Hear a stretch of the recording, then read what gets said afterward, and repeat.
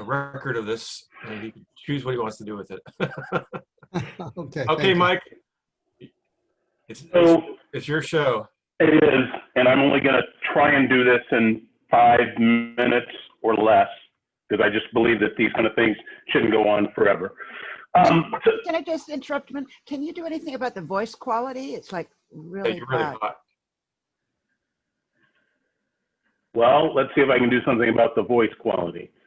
Yeah, I'm wearing a new headset, which always represents problems. Let me go to something really old-fashioned called a hardwire speaker. There you go. Yeah, you're real hot right now. Can you hear me now? Yep. Yeah. The problem is I turned the volume all the way down. Let me see if I can fix this. Michael, this is before your time, but old school means a megaphone. Actually, Wayne, we don't want to get into comparing ages because my birthday is tomorrow. And if I tell you what year I was born in, you'd roll over. I think Kevin knows because we've done the age compare, kind of like what TV shows you grew up on, that kind of stuff. So let me stay to my 5 minutes. You had television when you were a kid? No, that's what I'm saying. It was all radio. What was the TV? Yeah, was it a hand crank? I said this to somebody else. Our first television had tubes in the back, and I actually learned how to take it apart and put it back together. I thought I was getting my behind spanked. See, I even grew up in an era where children were corporal punishment, and that was sort of like normal kind of thing. Today, you'd go to jail, and your children would be raised by some rich philanthropist somewhere. So we know we're in a different era. Anyway, so I had a really great conversation with Duff, and I think it pivoted around the fact that we were in this group, we're the only 2 native Californians.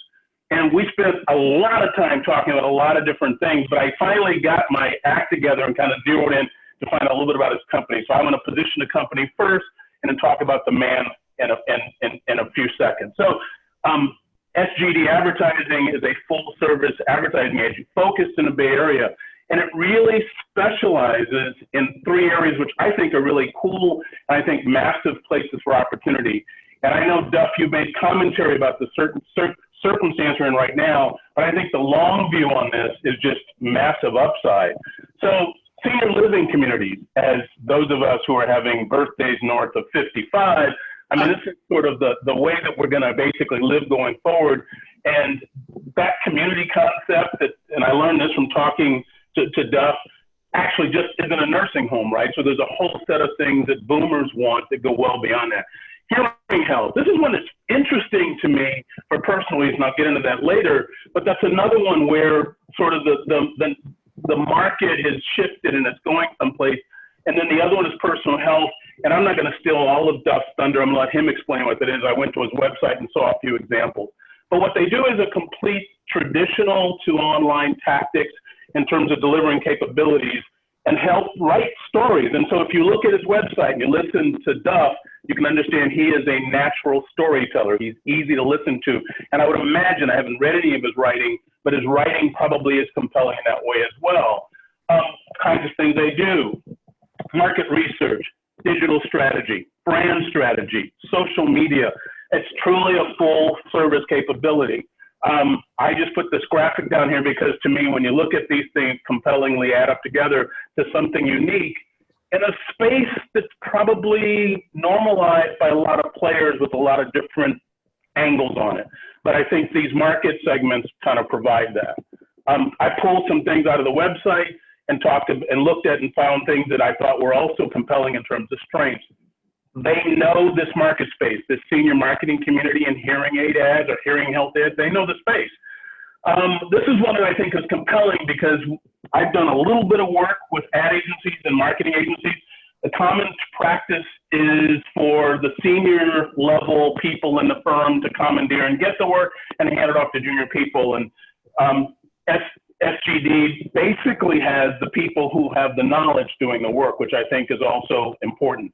Tailored to kind of the groups they work with, meaning they're willing to pivot and shift around to do things and make it right.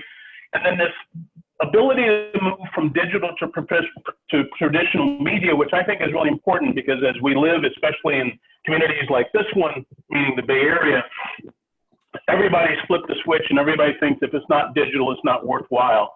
And there are lots of things that we have learned that things like traditional direct mail has a place and are meaningful. So if somebody has an understanding of how to balance these two things together, I think it makes for more impactful things that can happen for a client.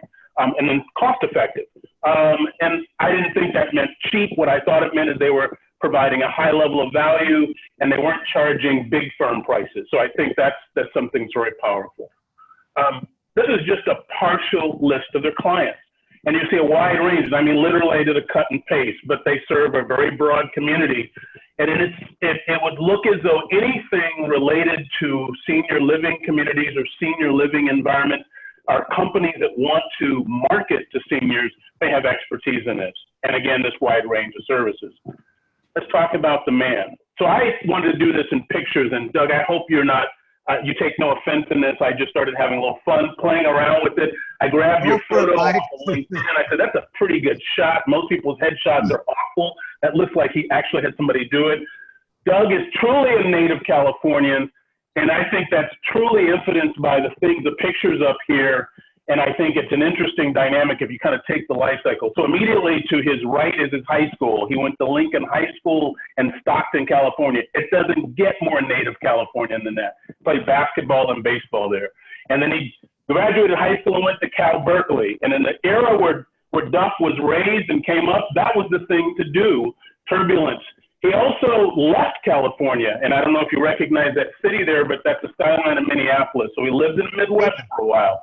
And so typical Californian thinks it's growing up here, takes it for granted, moves away, and then he came back. Oops, let me move back to this. He also lived in Greece for a while. And so he currently spends part of his year in Greece, which is pretty nice. So I took the quintessential shot of Santorini, which has one of my favorite photographs in the world in terms of just looking at things. And he now lives in Berkeley, about 4 blocks from one of my favorite high schools, which is Berkeley High. Doug's a dad, he's a husband, he's a grandfather.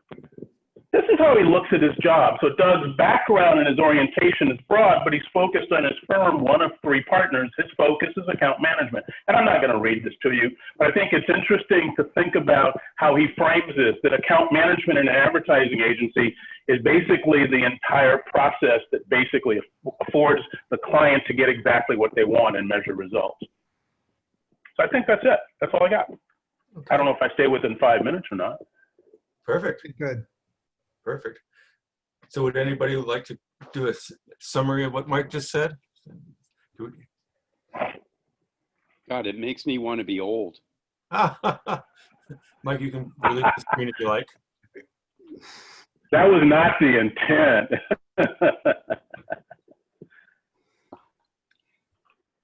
That was right. really cool, Michael. I really appreciated that. I took away kind of a holistic picture that built on what I know of Duff.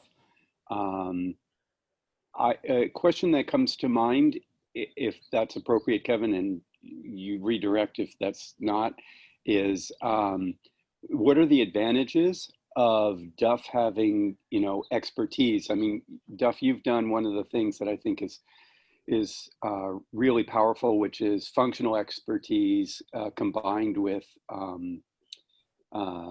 subject matter expertise. So you not only know how to market, you also know about the stuff you're marketing. To knock all the other players out of the field, I'd love to know, are there 3 things that enables you to do, or a story that enables you to tell that other people wouldn't have a chance of telling? That is such a good tee up to my presentation. Thank you, Mike, and thank you, Wayne, for just laying it out.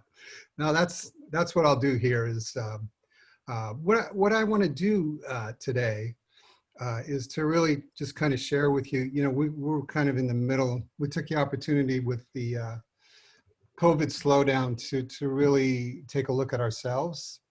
And so what I want to do today actually is kind of show a work in progress of us sort of rethinking and repositioning who we are vis-a-vis our clients. Great. Before I do that, I want to just talk a little bit about Mike Smart. He is so smart. He really lives up to his name. He's interesting. He's fun. And I asked him, I put this presentation together and I said, look, I want this to be rough. I'm trying to I want it to look like a work in progress. So I kind of stripped out all the graphics and everything. So by the way, you will see my presentation. Mike has a much slicker presentation than I do, because what I want to do is kind of focus on the sort of the meat and potatoes, of what we do on a regular basis and kind of show it that way. But I asked him to look at the presentation and he did. And his comments were just so insightful and really, really kind of cut to the core of what it is that we're trying to struggle through right now, and offered up some things and some criticisms too, which were really terrific, and so I just want to thank you once again, Mike, for doing that, because that was much I was happy to help. Glad it was useful. more than I thought I'd get. So if there are no questions, then I'll share my screen. Okay. Any questions, guys? Okay, you're on. Okay, let's get it going. There you go. You got it. And I can't see it. Hang on just a second. We can do it. What the hell did I do? Oh, I know what I did. Sorry, guys. There we go. All right. Let's see. Can I share this further? Can I get rid of? You can go to full screen. Yeah, or you can go down to the bottom and go in present mode. If you look at the projector screen down in the bottom right there, Yeah, keep down. go all the way down off the, That's there okay. you are. Almost, back Almost. off. One more. I can't see it. You can't see it? Oh, okay. Right there. Over one. The other way. Over to the right. One more. Oh, there we go. There you go, there it is. All right. Okay. So, so as we're saying, we're really right in the process here of sort of rethinking, just how we position ourselves and how we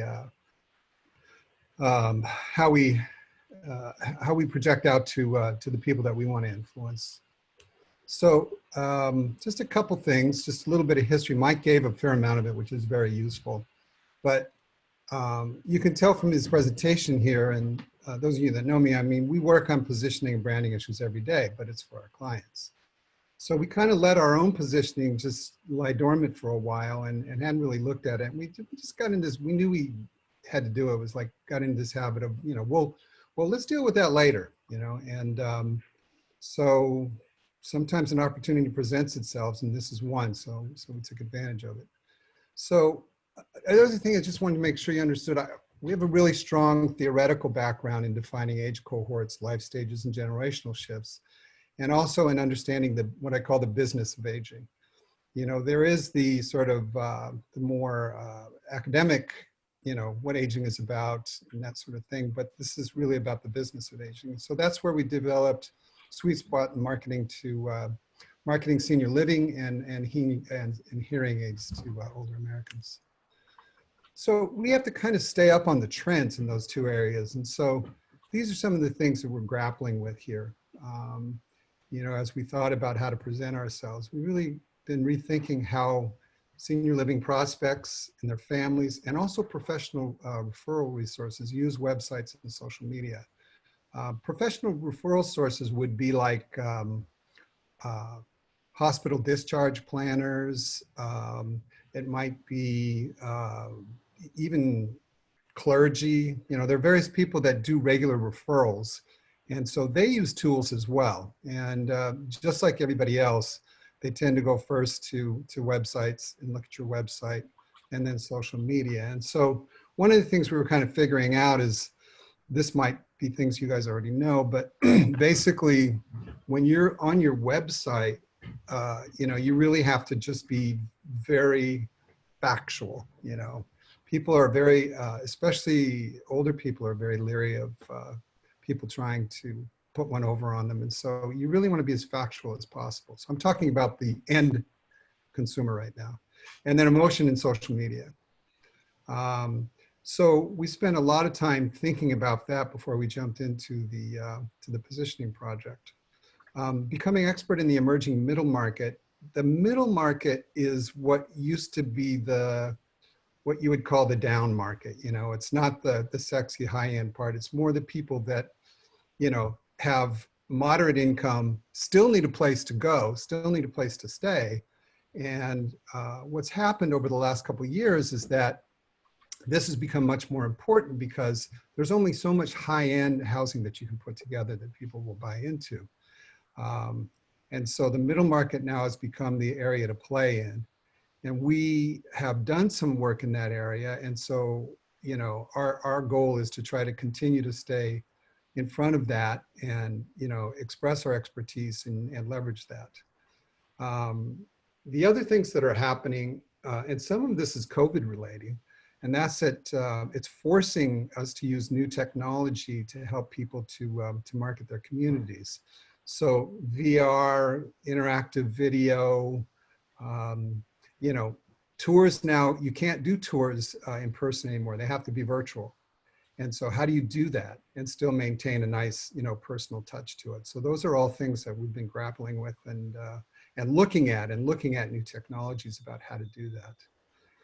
And then the last one is kind of a big issue, and that's really digging into the deeper issues around family caregiving versus institutional caregiving. It's like, I asked Mike, I said, what do you think of senior living? He said, are you kidding? I don't want to move into one of those places. You know, I want to stay where I am.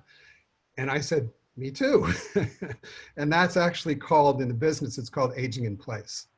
And so the question is, how do you address this divide, this fairly profound divide between people who want to age in place versus people who would prefer to move into a senior living community? And so that drives a lot of discussion about, you know, how that's done, what people want, you know, what they can afford. And so those are some of the issues that we've been looking at in terms of senior living. As far as the hearing industry is concerned, one of the things I didn't put here, but that is really important, is that the traditional market for selling, marketing, hearing aid and hearing products is what I would call a medical market, where you treat people as patients. And because of changes in technology and improvements in the technology within hearing aids, it's really changed things fairly dramatically. So now, you know, internet sales are a thing, as is online testing, fitting, and fitting software. And it's actually influenced the prices that people can charge, especially for traditional hearing aid companies. And so that has caused a shift moving from what I call intermediated model, which is where when you need a hearing aid, you go in, you see an audiologist or a hearing instrument specialist who then does the testing, gives you everything. You know, you basically are relying on that person to tell you what to do and what to buy. And it's moving from that to a direct-to-consumer retail model. And this is very, very new and has only been approved to be done by the FTC a couple years ago. And so it's just now happening where you see not hearing amplifiers, but real hearing aids going into pharmacies and general merchandisers. So you guys can imagine that's like a, you know, monumental shift. And so we were fortunate to be able to be involved from the onset with one of our hearing aid clients who got into CVS and a couple of the other pharmacies. And so we dealt with all the things about that. Okay, great, we're here. Now, how are we gonna convince somebody who goes into a pharmacy and the most expensive thing they might buy is a foot massager for $50, and you've got something that's an incredibly great price, but it's still $300 to $400 a piece? How do you do that without being there? How do you do that with having the audiologist there? So interesting challenge, but a great shift in favor of consumers, I will say. So the other final trends on that is that sales at the high end have basically remained flat. They're there, they're happening. The growth is in lower priced hearing aids that have fewer but very carefully selected features, so that that balance between value and price is something that consumers can experience for themselves. So after we did that, then we use some very traditional tools, basically just as a SWOT analysis of ourselves, which was really fun to do. It's like, oh, it was like, God, how many times have I done this? A million times. So doing it for ourselves was really interesting and insightful. So we know we've got a track record in the areas that we're good in. And then as Mike showed there, we've done a ton of other stuff in other industries, and that all feeds, what we can offer. Doing the work ourselves was a conscious decision. We felt like, it was one of those things, well, what do you like about the advertising agency business? And it's like, well, success breeds, moving further and further away from actually doing the work. And so we stuck with that. It has its limitations as well, but I think it's something that we truly can offer people. It's not that we don't have people that we work with and that we assist us in doing our work. And that would fall back to this point about tailoring our work groups to client needs. So we all have our hand in the work that we do with each client, but then we develop work groups, from the sort of the people that we work with on a regular basis to help us to really put together a team that makes sense for each individual client. We like to think that our creative jobs are directed by marketing and strategy expertise, but like I said, we sort of let that go by the wayside for a while. And so this was a great time to jump back in there. We do have to be, fluid in digital and traditional media. And I will say that senior living in particular, traditional media is still quite important, and direct mail and things like that. Yes, a lot of stuff is going towards digital, and rightfully so, but traditional media is still a part of the mix, and sometimes people forget that. And then we have to be, because of the way things change, we have to be very quick studies, and we have to be looking at new things all the time. And being cost effective is one of the things that you do bring when you say, okay, we're going to keep it to, we're going to do the work ourselves. We do have a different sort of structure, which allows us to be more cost effective just in terms of, the people that we bring in to do the work and the work that we do ourselves. So our weaknesses are so lame, but this was like a come to Jesus thing. I mean, these are real day-to-day issues, and we here just sometimes we miss an important detail when we have a very complex email streams coming in from a variety of people, which, it makes me extremely embarrassed when something like that happens, but I have to admit that it does.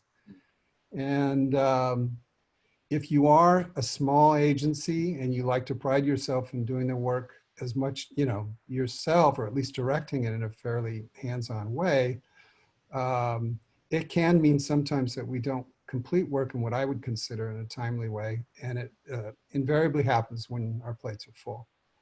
And then this one kind of falls on me, the next one about not estimating all projects up front. And that sounds like a really basic thing, but in our business, a lot of times you start with one thing and then you have to re-estimate it, and re-estimate it based on, new information as you're in discussions with clients. And so it's still important though. It needs to be completed, and I think that's definitely a weakness. Others, we sometimes forget that educating our clients and setting their expectations is critical to our success. The problems with estimating, I would say, fall into project management too. And these are just excuses. Projects get bogged down by client decision. Getting those projects back on time. One thing that we did learn is that, we have to choose when to bring, an actual project manager in. And so it just depends on the scope of the work. But that's something that we struggle with. And we talked about the backup. That's definitely a problem.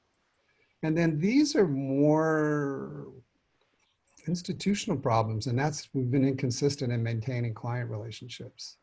And again, this has to do with the fact that a lot of times we work through intermediaries. Like when you're working with senior living, a lot of them, I would say the majority of senior living, if it's a large national chain, it's different. But if it's not a large national chain, it's a regional chain or smaller companies, they generally hire senior living management companies to do that for them. And then the senior living management companies then hire us to come in and do the marketing and advertising.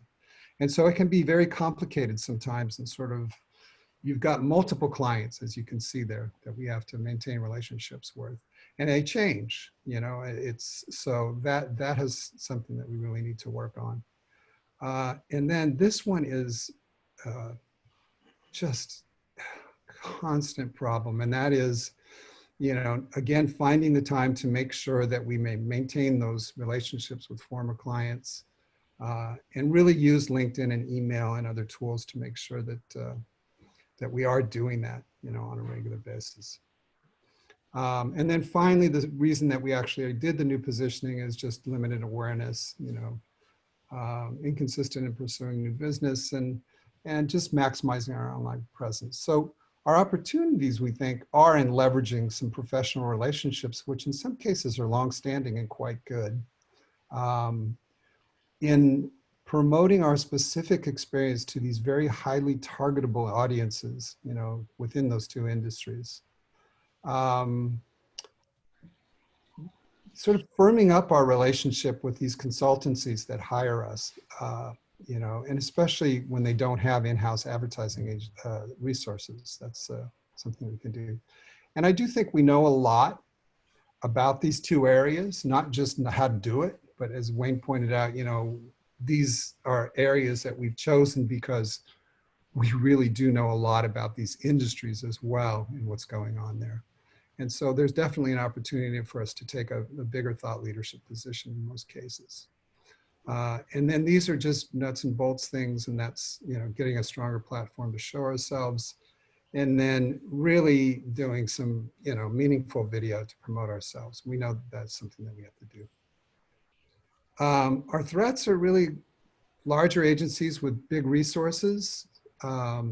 Sometimes in the regional chains, you know, they have in-house agencies, which a lot of times are really just overgrown a couple of, you know, freelancers who are doing a little bit of work, and now they call themselves an agency. So that's, but if they're doing it, you know, then we have to compete against that. Marketing consultancies who have the in-house advertising resources, penetrating those sometimes can be difficult, but we do it. And then keeping our work profitable is a constant problem. And I'm the worst person about this because I like to just do the work, you know. Sometimes it's like the three of us have to talk about, okay, well, yeah, but let's make sure that we're making more than $15 an hour on it. I'm always willing to put a little bit of extra work in, you know, to make sure the work product is really good. And I think that's the right thing to do, but keeping our eye on profitability is definitely a threat. And just staying relevant during COVID times. I mean, people have so many things on their minds right now that are apart from work. It does make it hard to sort of know when to speak up and make sure that people know that you're around. So now we're getting into the actual, you know, the positioning work. And so we always, just like everybody else, you know, we start with a mission. And ours is to really provide high quality services for senior living and the hearing industry. And our mission, we feel, is to be educators as well as doers. We constantly have to educate people as to what it is that they should be doing. And what we project out for them is that they do understand what people's experience, people's situations are. And so it's important to be educators. And in that respect, it's also important for us to be inspirational and not just competent. You know, we have to really inspire both our clients and the people they're trying to influence.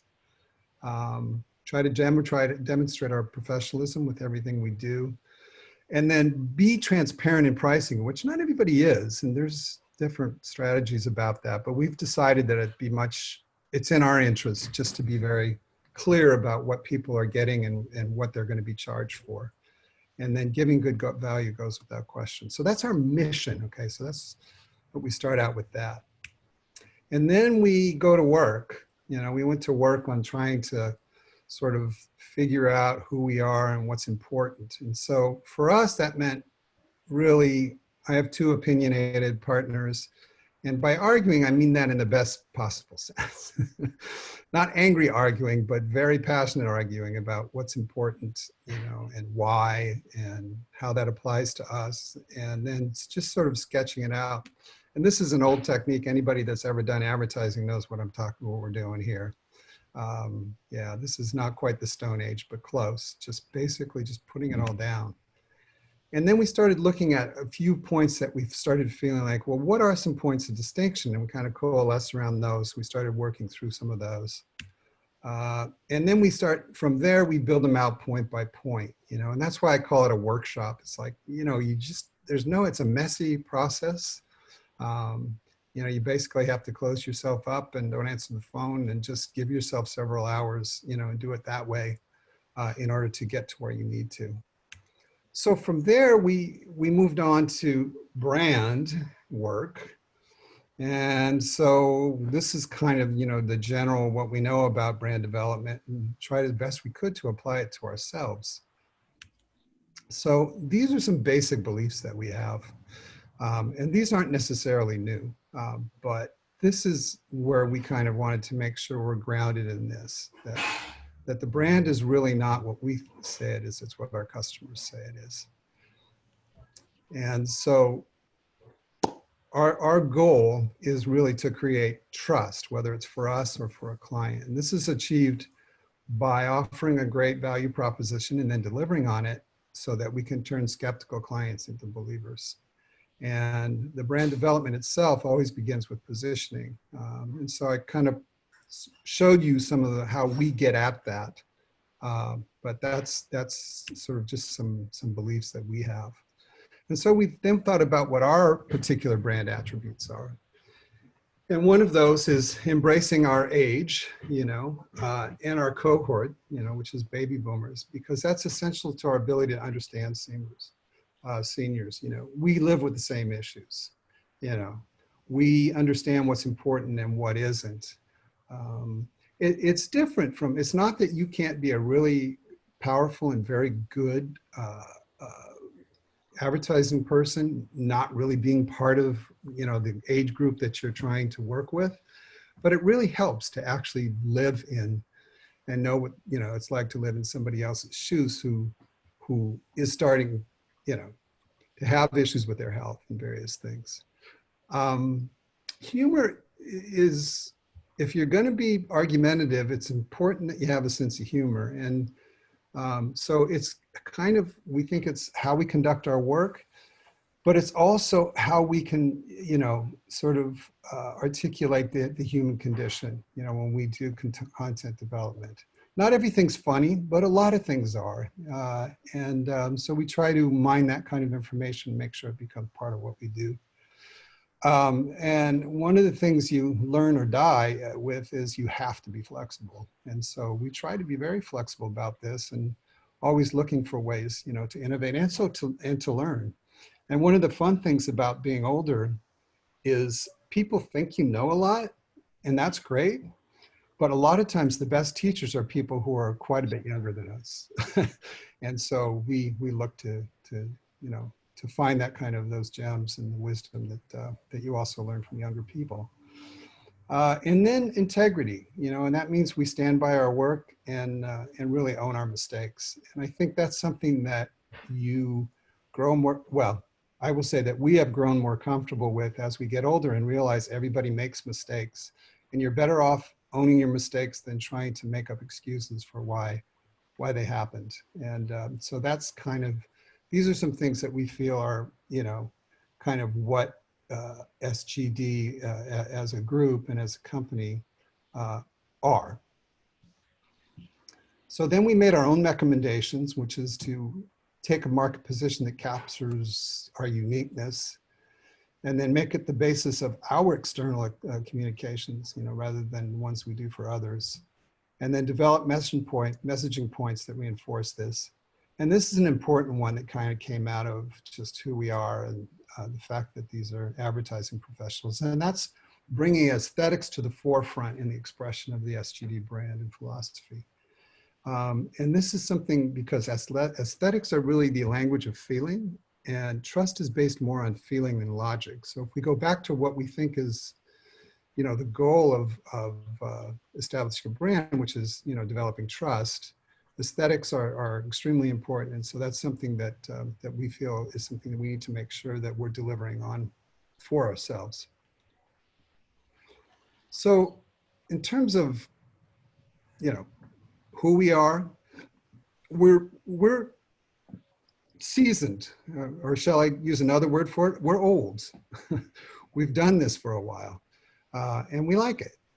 And our focus on serving this senior segment has shaped our unique understanding of what it really matters to clients and the clients they serve. This is something where we have some unique insights, we feel. So what we do is build partnerships with our clients, and then we create stories, and then we leverage the stories to bring them more business and create profitability. That's basically what we do every day. And it matters because this is the way that we develop, and burnish your brand in the eyes, hearts, and minds of customers, of your customers, is to really use those things that we have. So what can we own? We can own our unique experience. We can own senior level attention for every client. We can own our broad experience marketing all types of senior living. And that includes CCRC means continuing care retirement community. And those are communities. Wayne, your mother-in-law, are you still there? I don't know if you're there, but this is when it's a community that you buy into, and it's not cheap. And you basically go in there when you're still independent.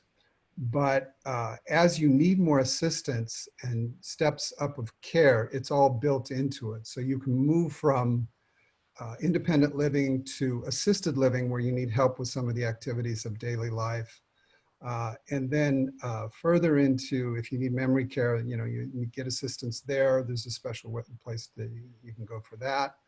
And then when it comes to that time where you really need nursing care, that's also, part of it. So it's one way of offering a sort of, start to finish senior living experience for people.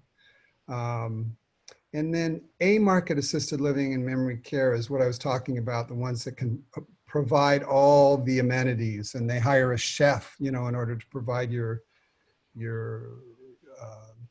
meals. And then into the middle or B markets, which is one of the areas where we feel is a lot of growth and opportunity, where we want to become experts. So that's something that we can definitely own. And then we do have a lower cost structure, not the lowest, but we have a lower cost structure, which allows us a lot more flexibility in, how we charge for the goods and services that we have. All right. And so positioning development, we kind of, so what's our elevator pitch, and this is something where Mike was a lot of help in critiquing what I sent over to him initially. But really, this is it. Our experience in success in marketing to older Americans is based on a profound understanding of their joys, sorrows, financial concerns, and health issues. And those are kind of a definition of the kinds of things that are the areas that we've chosen to work in are major. Health issues are major. Financial concerns are major. Emotional well-being is very, very important. So having experience in those areas is really what drives the industries that we chose to work in. And then we filter this experience through innovation and temper it with the judgment needed to ensure your advertising is persuasive, on target, and effective. as I go through the rest of this, and I'll do it quickly. Somebody give me a time check here. I'm not sure what time it is. Yeah, I'll give you maybe another tops 5 minutes. Okay. All right. Let's roll through this then. Okay. So this is just a tool we use, and this is one of the few places where I actually use the graphics here, just to show you how we build out a brand. Start with the mission, the voice and personality, and then the actual positioning itself, and then the values behind that, and then out of all that, the messages that need to be said, for that. So if we jump to, where we are right now with our positioning, it's what we call experience, innovation, and judgment. And the key takeaway is that this experience and ideas are only as good as the judgment we employ to make the advertising persuasive, on target, and cost effective. And so some of the key messages are that we understand seniors who are diverse as the era in which they came of age, that we refresh our marketing constantly with new ideas, and that we have the judgment to separate shiny new objects from strategically brilliant ideas, because that's something that is an easy path to fall into. And so we're faced with that all the time, is trying to decide, oh, we have this new cool thing. Does it apply? Is it something that's necessary? Will it change things for you in terms of how you market yourselves and the successes that you have in marketing yourselves? So just to summarize, we feel like the depth of our experience in marketing to baby boomers and their parents is constantly refreshed by new ideas, as expressed there. And the strengths of this is that it really, we think it inspires confidence, that it's a good framework for, highlighting our work. And as I was talking about earlier, adding judgment to experience and innovation kind of sets us apart from competitors who are all very good at what they do, but maybe don't necessarily have time or on a regular basis take that step back to make sure that whatever it is we're going to suggest or whatever it is that we're going to do for somebody makes sense. And that's that. Okay. I'm going to stop the slide share. Okay, great. And I'm sorry I went that fast, but I wanted to kind of get through the whole thing before we start talking about it. So. Oh, that's great. So the first question I have, so what does SGC stand for, or SGD? It's the names of the partners. Very, very, very original. Okay. Sabatella, Gill, and Duff. And Duff. Okay. I was trying to figure out that D. And I love your tagline, the business of aging. I think that really resonated with me. I'm going to open up to everybody else, but I will say your elevator speech is a little flat to me. Yeah, I agree. Mike kind of raked me on that one too. Okay. And like I said, this is a work in progress. So yeah, I accept that. Okay. I think you could really tighten that up. Basically saying we work with senior citizens to enjoy a more healthy, productive life, and just get to the point. So that's my comments on it. So I'm going to let other people give some questions, feedback, and I just need to reserve 5 minutes just to wrap up today. So guys, comments, feedback? I have a question. One of the evaluations that you were using for your own process, which was really great that you could do all that for yourself. It's so hard to do. It is hard, Alice. I am a shoemaker's kid, in that way. I can't do it for myself. And Mike helped me too. He's great. But my question is, one of the things you said was about that what matters is what your clients say about you or think about you. What are the common things that they say about you if you had to just use 3 verbs or adjectives? What they would say about us? Oh gosh, what would they say? They would say,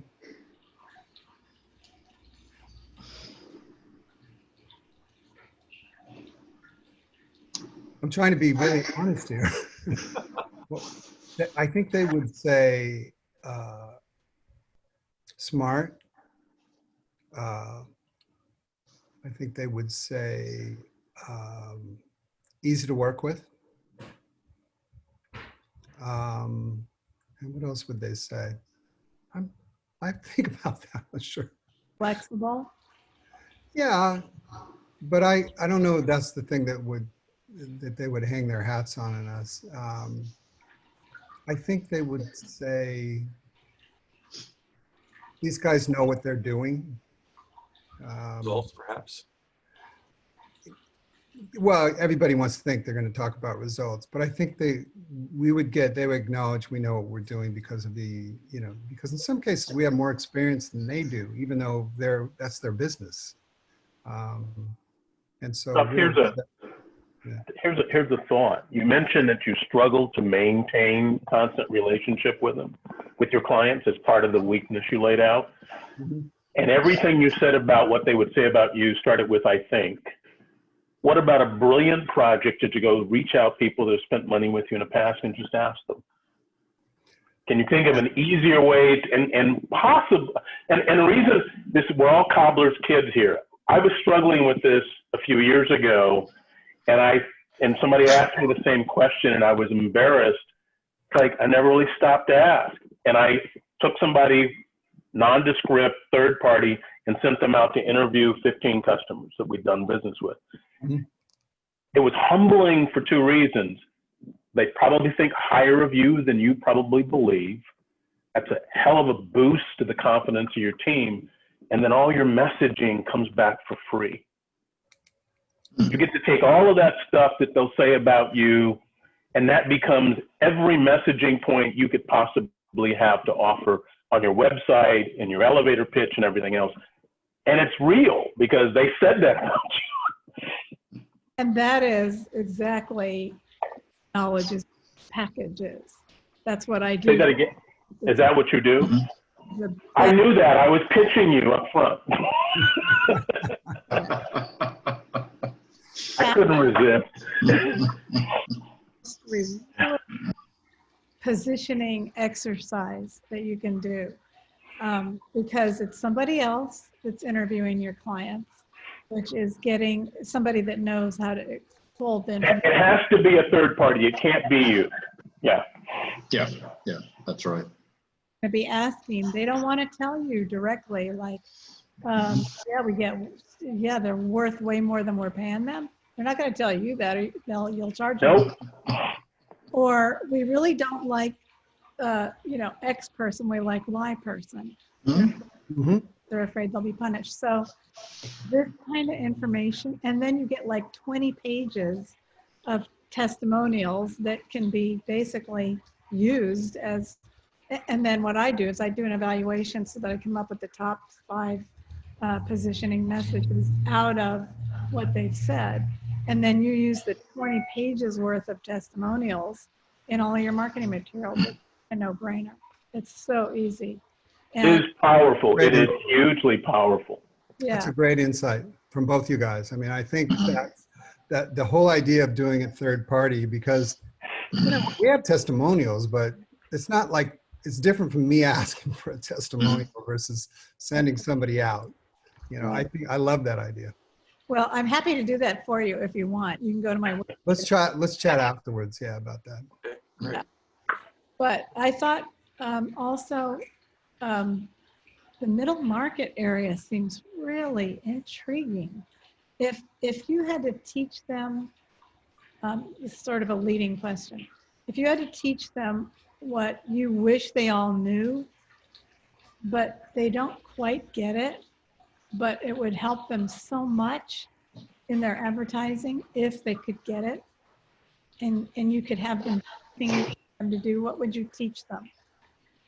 Well, a couple of things. One of the things I would teach them is that their personal company story is incredibly powerful, because in a lot of cases, it's the family story. It's like, oh gosh, my dad started this, because he had some neighbors that everybody was, needed help. And he was like, I started a bed and board, and then that grew to the first community. Those are powerful. That company story is usually much more powerful than they realize. They take it for granted. They feel like weakness. Oh, we're a family business, and I know what you think about that. I think that number one is something that I would try to tell them all. The other thing that I think they struggle with sometimes is if you're middle market, you are really looking at your bottom line all the time because it's very easy to lose that, you know. And so because of that, you sometimes lose track of what it is, reasons that people would feel comfortable moving in there, you know. And I think they need to show how your emphasis on caregiving is what you can always fall back on, that you sacrifice everything else to making sure that you really provide really excellent care for the people that you're, you know, that are under your care. So that would be another one that I think I would really try to help them focus on. Not sure I understand. So I know, Okay, guys. like everybody does that. Hey, guys, I'm going to interrupt because I've got to do a couple housekeeping things here, and then if you guys want to talk offline, that's great. Good. Thank you, Duff. That was Sure. very Thank you, Alice and Mike and everybody else. Really appreciate it. Okay, so next time out, I am not going to be here. So the group can decide whether somebody wants to raise their hand and kind of lead the discussion, which isn't that difficult, as you can see, or we can postpone it till 4 weeks from now. I like to keep the momentum going, so I'll go ahead and send a note out, but I'll set up the meeting like we did today so you don't have to go into a waiting room so somebody can take control of it. And if that's the case, then I don't know if we have somebody next time around who wants to do their what's my lines. That would be great. I think this is helpful, but I actually want to ask that question, I guess, right in front of everybody. Is this exercise valuable for you guys? I've certainly learned a lot about Duff and Mike in the last couple talks, but I just want to make sure that this is on the right track and this is going to be something that we want to continue to do. Confess I'm Kevin, this is, sorry. Sandra? I confess I'm a little confused. Now, when I first came into this group or something, this kind of going through the thinking process, the analysis, and all of that thoughtful thing would have been something I would have expected this group to do. But then with this idea of introducing each other in a way so we could learn enough about them to refer them, introduce them, this doesn't do it for me. I learned a lot. It's interesting, but it's not giving the information about what it is that Duff does and how we should represent them. So they're neither's one better than the other, but they're different. So I'm confused about the purpose. Okay, well, maybe that, I think that's a good point. You know, maybe we need to have a little bit more of a template to work off of. Because that was useful, Duff, but definitely there was a lot of information there. So at the end of the day, I think what we're trying to figure out is that when we see somebody, for example, if we're talking to a medical device company that's trying to figure out how to market to the senior community, you would be the man to focus on. And it's just real simple stuff like that. Yeah, I put my summary in the chat of what I heard of the message, which is so your old people who understand what old people and the people who support them need to do to market or something like that. Yeah, something real straightforward. That was kind of my criticism. I mean, that's a bit brutal, but that's what I heard. Well, that's not far from the truth. Yeah, that's pretty close. Okay, so that's good comment. Anybody else want? I just want to nominate Sandra for facilitating the next one. I think you're great at it. You do that anyway by pulling information out of people. Do you want to run our next session? Sure, be happy to. Okay, that'd be fantastic. Thank you, Allison. I didn't want to put anybody on the spot. Allison is good at that. Does that mean I can nominate you to interview somebody?